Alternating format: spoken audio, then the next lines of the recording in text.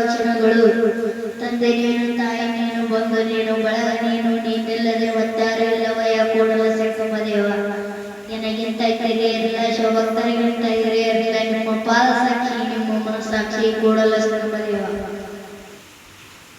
ಇವನಾರವ ಇವನಾರವ ಇವನಾರವ ನಿಂದೆನಿಸಯ್ಯ, ಇವನಮ್ಮವ ಇವನಮ್ಮವ ಇವನಮ್ಮವ ನಿಂದೆನಿಸಯ್ಯ ಕೂಡಲ ಸಂಗಮ ದೇವ. ನಿಮ್ಮ ಮನೆಯ ಮಗನೆಂದೆನಿಸಯ್ಯ.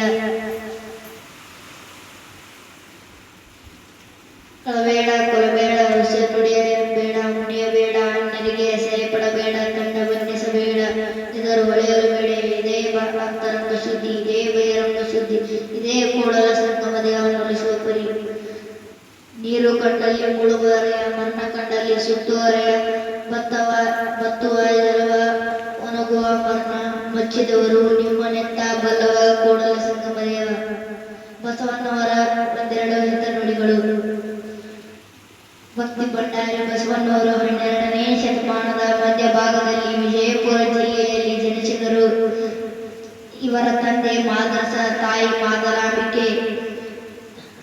ಕಳಚೂರಿಯ ಬಿಜಳನ ಆಸ್ಥಾನದಲ್ಲಿ ಪ್ರಧಾನಮಂತ್ರಿ ಆಗಿದ್ದರು.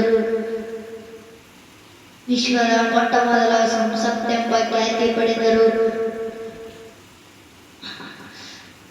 ಅನುಭವದ ಮಂಟಪದ ರೂವಾರಿಗಳಾಗಿದ್ದರು. ಕಾಯಕವೇ ಕೈಲಾಸ ಎಂದು ಸಾರಿದರು. ಜನರನ್ನು ದುಡಿದು ಬದುಕುವ ಪಥದಲ್ಲಿ ಮುನ್ನಡೆಸಿದರು.